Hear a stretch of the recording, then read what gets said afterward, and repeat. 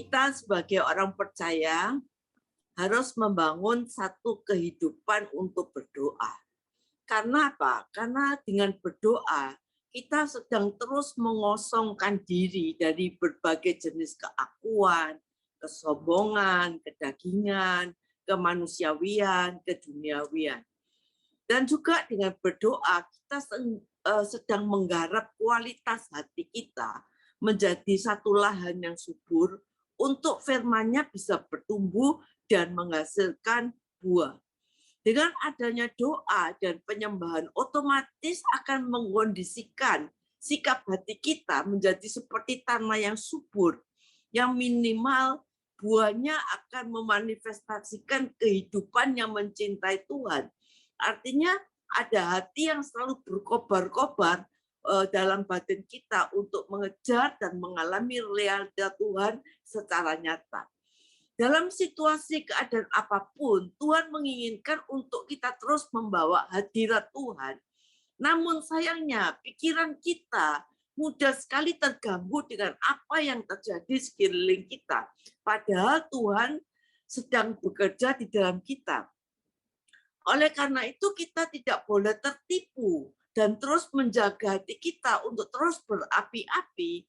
Jangan termakan oleh tipu daya iblis untuk memadamkan roh kita. Sebab iblis tahu persis saat roh kita padam karena fakta kehidupan yang ada di sekeliling kita, maka kita kehilangan pengharapan. Sehingga akhirnya kita mengambil keputusan untuk undur dari pengharapan iman. Kita harus terus memperkatakan firman dan janjinya. Juga dengan berdoa, kita menjadi pribadi yang lebih mudah menaklukkan berbagai emosi negatif dalam batin kita.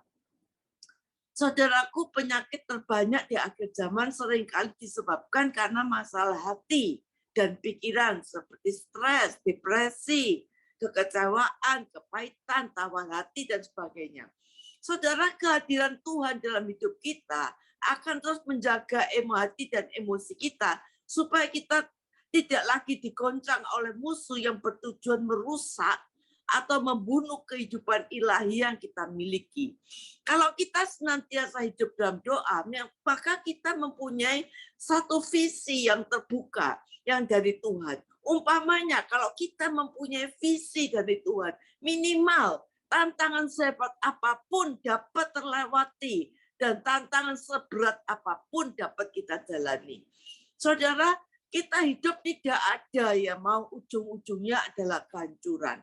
Tidak semua impian yang baik itu bisa menjamin hidup kita luar biasa dan terus-menerus berkenan di hadapan Tuhan tanpa doa dan pengharapan dalam Tuhan.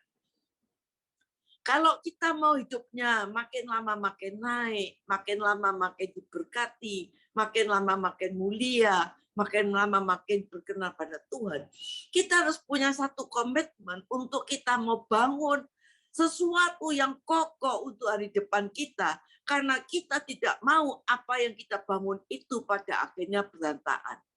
Kita lihat saja waktu Saul mati, 3 kali Daud itu meratapi dan berkata, bagaimana orang yang gagah perkasa pada akhirnya gugur dan hancur kedudukannya.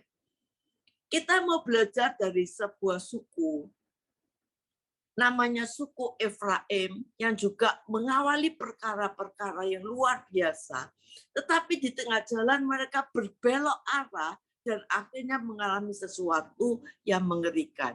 Kalau saudara perlu catat aja di dalam Kejadian 48, ayat 17 sampai 20, itu berkata, ketika Yusuf melihat bahwa ayahnya sedang meletakkan tangan kanannya di atas kepala Efraim, hal itu dipandangnya tidak baik. Lalu dipegangnya tangan ayahnya untuk memindahkan dari atas kepala Efraim kepada kepala Manasye. Memang awal berkat kesulungan yang diterima adalah mestinya Manasye. Tapi karena anak Manasye adalah anak yang sulung. Tetapi Efraim mendapat anugerah daripada Tuhan. Lalu kepada ayahnya dia berkata, jangan demikian ayahku, sebab inilah yang sulung, letakkan tangan kananmu ke atas kepalanya. Tetapi ayahnya menolak dan katanya, aku tahu anakku, aku tahu. Ia juga akan menjadi satu bangsa dan ia akan menjadi besar kuasanya. Walaupun begitu, adiknya akan lebih besar kuasanya daripadanya. Dan keturunan adiknya itu akan menjadi sejumlah bangsa yang besar. Lalu diberkatilah mereka pada waktu itu, katanya dengan menyebutkan nama mula orang Israel akan memberkati. Demikian Allah kiranya membuat engkau seperti Efraim dan seperti Manasye. Jadi nama Efraim didahulukan. Saudara, kita lihat dan Yakub melihat Efraim itu akan menjadi bangsa yang luar biasa besar. Dia memberkati dengan tangan yang bersilang, tangan kanan di atas kepala Efraim, dan Yusuf kelihatannya itu berkata, tidak baik ayahku, yang sulung itu Manasye. Terus ayahnya bilang, aku tahu, tapi adikmu juga akan menjadi bangsa yang besar. Adiknya akan menjadi bangsa yang besar. Tapi Tuhan memberkati Efraim lebih daripada adiknya. Jadi berkat untuk Efraim itu luar biasa. Diteguhkan oleh Musa, kalau dalam Ulangan 33:17, bahwa Efraim itu akan ada puluhan ribu, sedangkan Manasye cuma ribuan. Dan memang kenyataannya ketika mereka masuk Kanaan, pemimpin mereka yang pertama adalah Yosua. Dan Yosua ini adalah suku Efraim. Saudara, di dalam dalam Hosea 13 ayat 1, apabila Efraim ini berbicara, dikatakan, mereka sangat gemetar dan ia diangkat-angkat di Israel. Tetapi ia bersalah, dia menyembah Baal sehingga matilah ia. Saudara, artinya Efraim ini suku yang sangat dihormati dan berkat penyertaan Tuhan ada padanya. Kenapa kita membahas orang yang dipakai Tuhan tapi diakhiri dengan satu kehancuran ya? Kita sebagai orang percaya, kalau hidupmu nggak terus melekat pada Tuhan, kita bermain-main dengan kekristenan kita. Kita lihat saat ini, setan iblis sedang bekerja, menghancurkan sebanyak mungkin orang percaya. Dosa kekotoran, kenajisan, ketidakkudusan, perjudian yang makin hari makin kuat. Tetapi saya percaya firman Tuhan tidak pernah berubah. Dikatakan suku ini memulai sesuatu yang sangat hebat. Tetapi kalau kita baca di dalam Yesaya 7 ayat 8, firman Tuhan berkata, dalam 65 tahun Efraim akan pecah, tidak menjadi bangsa lagi. Bahkan di dalam Wahyu 7, Efraim ini yang diberkati oleh Yakub, Efraim diteguhkan oleh Musa, Yosua, orang Efraim, Samuel itu orang Efraim. Waktu Efraim berbicara, orang gemetar dan diangkat-angkat oleh Israel. Tetapi di dalam Wahyu 7, dikatakan suku keturunan Israel ditulis itu, tetapi nama malah nama Manasye yang ada. Karena apa? Perjalanan hidup Efraim mengalami kesalahan. Saudara, kita harus berhati-hati dalam hidup ini.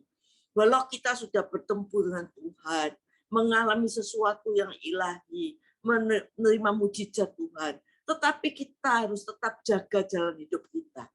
Kalau kita tidak jaga jalan hidup kita, maka penderitaan demi penderitaan akan kita ikuti terus, saudara. Tapi kalau kita hidup jalan bersama Tuhan, maka penderitaan demi penderitaan akan kita lalui dan kita akan mengalami sesuatu yang luar biasa. Saudara, kalau kita tidak berhati-hati dalam hidup ini, saudara, maka kita akan mengalami, kita harus bayar satu harga yang mahal, yang seharusnya kita tidak perlu, saudara. Penderitaan demi penderitaan akan kita lalui, dan kita menjadi tangisan seumur hidup kita. Ada air mata penderitaan yang harus kita alami. Saudara, kenapa Efraim yang begitu mendapatkan anugerah Tuhan, tapi akhirnya jatuh? Saudara, yang pertama, karena Efraim hidup tidak sesuai firman Tuhan. Kalau saudara baca di dalam Hosea 8, ayat 11 sampai 13 dikatakan, Efraim telah memperbanyak mezbah itu.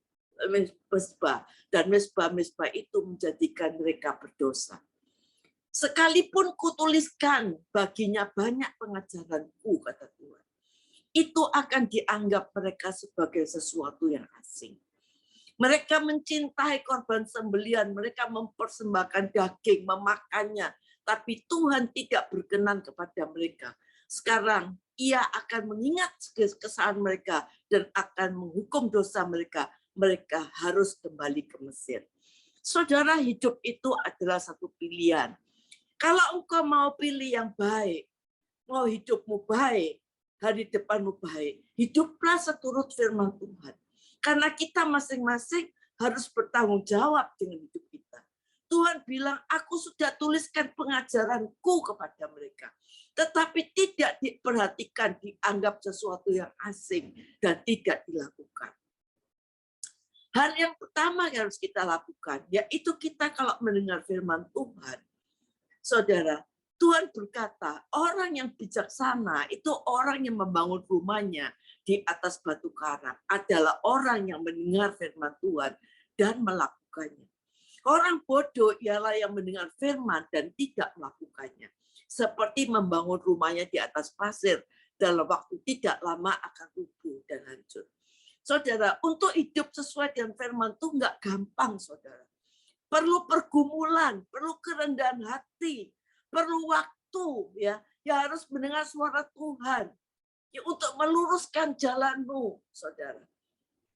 Kita perlu, saudara, nggak gampang, apalagi kalau kita cuma main-main, saudara. Nggak gampang, kita harus sungguh-sungguh hidup dalam keadaan kondisi yang melekat kepada Tuhan. Jadi sudah tidak lagi mengandalkan Tuhan. Firman Tuhan mengatakan, Efraim dulu seperti seekor anak lembu yang terlatih, yang suka mengirik. Dan Allah mengatakan, aku ingin menyayangi tengkuknya yang elok. Aku memasang Efraim. Yehuda harus membaca, Yakub menyisir tanah baginya sendiri.